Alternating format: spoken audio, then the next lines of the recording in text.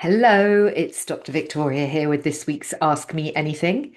And this week's question is from Stephanie Lacey. Congratulations, Stephanie. As well as receiving this answer, my reward 100 ways to raise your vibration will be winging its way to you via the direct messages. And the question you've asked, Stephanie, is I'm trying to start a business while I work full time. I find between the two, I don't have much time for anything else.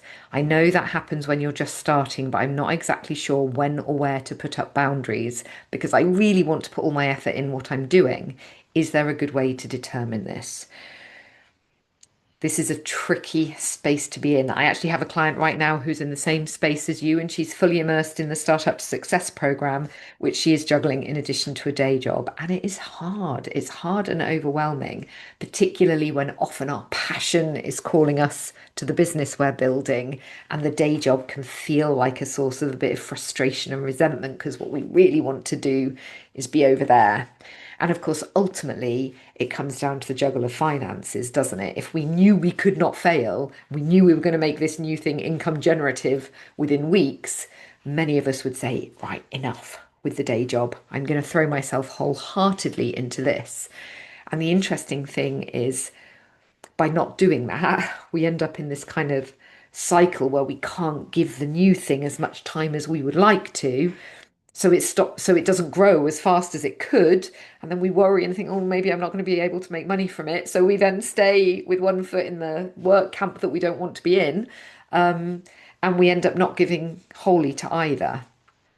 So one thing to consider, I'm going to start here, but don't worry, I'm going to give you some other strategies as well, but one thing to consider is sometimes it's only when we remove the plan B, the day job, that we make the plan A work because we have to. Scary. And I wouldn't advise doing it without a plan. I would definitely take the Startup to Success business audit. We will drop this beneath this video so that you can take a look at that. We'll show you exactly what you need to put in place to get revenue generative sustainably. So I wouldn't advise that without a plan. And look, you're probably not ready for that. Many people are not ready to go whole hog and kill the plan A, the plan B, sorry, and leap into the plan A. And that's okay too. Work can be a really helpful bridge so long as you can manage yourself and your time and your boundaries so that it doesn't exhaust you and burn you out before you ever really get motoring with the new thing. And be aware that often it's a lack of self-belief or fear that stops you from taking the leap. And we've all been there. There's no judgment here. It's hard. It's hard. But the skills you're going to need to learn to make the business grow, you're going to need to learn at some point, sooner or later, anyway. Um, Depending on your capacity for holding stress, learning them without the safety net of a salary can be a really great way to make that thing get off the ground. It's not the only way. Doing a bit of this over time can also work. So, specifically, how do you manage your boundaries when you've got a day job, a business you're trying to build, and presumably other stuff in your life that is putting demands on you? A few different things here. Accepting that this is part of a transition, that as long as you've got a day job, it is going to take time. Things are going to move more slowly. So instead of measuring yourself by the same kind of measures that someone who is dedicating themselves full time to growing their business, or setting yourself those kinds of milestones, maybe set yourself mini milestones, smaller things. Give yourself more time, allow yourself breathing space because you're creating that luxury for yourself. I know it probably doesn't feel like luxury, but by not pulling the rug on yourself financially because you're keeping the day job, you are giving yourself breathing space to take your time and do things gradually. So, following enjoyment, following the lines of your energy rather than covering yourselves in I've got to do this and I should do that and I should be doing this and I'm not doing enough. You're going to put stress in the system, this system, and burn yourself out if you're shoulding all over yourself. So think about the reasons. Why do I want to start this business? And find the enjoyment within that. Well, because this is work I'm passionate about and this is something I want to do and it's building towards a future that I believe in. And let that carry you rather than cracking the whip on yourself every evening to get stuff done. I think that's something. and recognizing that this is temporary. Gradually, as you gather some pace, you will be able to perhaps ramp down the day job work or remove it completely and feel that kind of abundance of breathing space around the business. And I would say short bursts are effective. So rather than thinking, right, every evening I've got to be, building out my business, maybe give yourself short bursts. Right, I'm going to do this task over the next 3 nights, then I'm going to take a week off from it so that you're not building a busy habit that's hard on your nervous system and that you will potentially then wire in as a habit further down the line when you may not need it so much. So recognize this as a transitional season and give yourself breathing space within it. The next thing to get really clear on is the importance of protecting your foundations.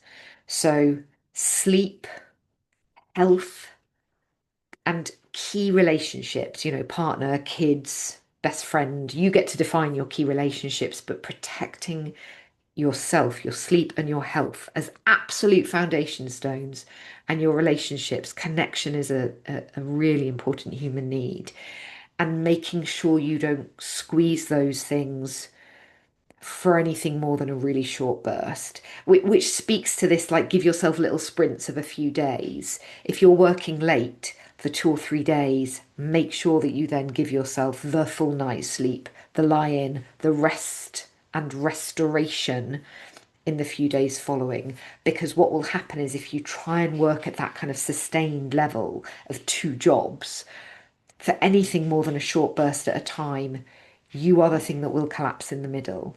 And then you won't be able to give time to building a business, or you might have work take matters into their own hand if you're not able to show up effectively there. And then you're into the plan A, but you're not into the plan A through choice and composure. You're in it because you've been thrown into it because you dropped your performance because you were struggling to do it all. And then that doesn't feel so good and often brings a lot of stress and unhelpful energy into your nervous system, which makes it so much harder to build the business that you're trying to build. So, making sure you don't go over is the most important thing. In fact, I should have said it first, not second. You are the most important thing. You cannot build your business if you are too frazzled and fried and lacking in sleep and, conflict in your relationships. You can't build a business from that base. So you have to have a solid base, whatever it takes. And I would protect that more carefully than anything else. The other thing to think about is outcomes rather than hours. What do I mean by that? We often fall into the trap of measuring our progress by how hard we are working. And to a degree, modern employment life kind of does that to us, presenteeism. It's all about how long I'm visible in Teams for, or, present in the office for. As your When it comes to your own business, it's not about how much time you spend, it's about how effectively you create outcomes. So rather than saying, I'm going to work on my business for 4 hours tonight, say, I'm going to achieve X, whatever it might be. Reach out to these 10 people, or respond to these messages, or write these many posts. And measure by task, not by time. So if you do all of those things and none of those things are really producing outcomes in your business, you've got to ask yourself, why am I doing them? So you want to work back from, what are the outcomes I'm trying to create? What are the best things I could do to create those outcomes? And then how much time do I need to give to those outcomes? But, I would say I won't spend any more than 4 hours, but these are the only things I'm going to get done. And if I get them done within 2 hours, then I'm going to go to bed. So thinking about outcomes rather than effort, actually, that's the way to create sustainable results. So we often think that if it's easy, it's maybe not that worthwhile. If I've got to be doing the hard stuff for it to be really effective. But actually, that's not true for women in particular in building businesses. All about the flow and ease and alignment that we create. That crack the whip, discipline, diligence is a very masculine energy model for making things happen. And when you've already got a day job, making sure that you're able to be a bit more flowing and flexible and creative in what you do to build your business outside of that, I think is a way to make it sustainable. So thinking not in terms of how many hours you're putting in, but thinking about the outcomes you are creating, and are those outcomes delivering the results you want? And if they're not, evaluating that. I encounter a lot of people building small businesses who are super busy, whether they've got a day job or not, and they're super busy with things that are not creating clients and income. And you need to be working inside a plan that creates clients and income, or you're busy for no reason. And that is a surefire way to burn yourself out if you're doing it on top of a day job. So, within that little spiel, there are three key sentiments. Protect your foundations and yourself at the center of that above all else. Sleep, health, relationships.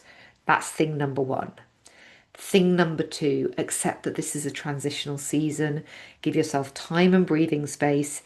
If you've got a day job, whilst in a way it makes it easier to be a bit adrift and not be quite as action orientated, it does also give you the breathing space to go easy on yourself and do things gradually. And there's, for some of us, that's an absolutely healthy and beneficial way of doing this.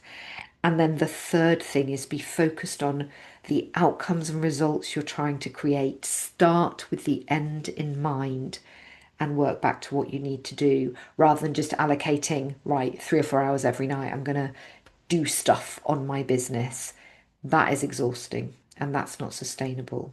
So I hope that's helpful. We will drop the Startup to Success business audit beneath this video. It's completely free and it'll give you a good sense of the different things that need to be in place. And they're often not the things you were expecting in order to get your business growing. Clue, it's not about a website. It's not even about social media. It's about foundations and relationships. That's how you grow a business. But that'll all come out in the quiz. And then if you need a conversation about this, very happy. Anyone who's building a business and needs a bit of outside eyes on, what's taking place there, I'm very happy to do a business audit with you, or take the business audit and we can talk through your results and identify one or two things that you can get engaged with that are absolutely going to shift the dial. That is me for this week. Stephanie Lacey, look out in your inbox for 100 ways to raise your 100 ways to raise your vibration. Keeping your vibration high is a bit like that foundations piece. That is a way to be successful. High vibration activity, high vibration energy, that is a way to be successful. That is nigh on impossible if you grind yourself into the ground. So look out for that, and that'll give you some nice, simple, easy little ways to restore yourself and kind of come back to center if you're slogging it out a bit, making it work. And I'd love to hear more about your business. So don't be a stranger, and feel free to share anything in here. Tell us more about what it is you're up to and what you're building. There's lots of people in this group that might be able to support and co-refer and share things of use to you. So thanks for the question. And remember, any of you watching, if you would like 100 ways to raise your vibration, or if you have a question you would like answered, pop it into the thread that we share in here once a week, and I will record a video like this for you. Have a great week, and I'll see you next time.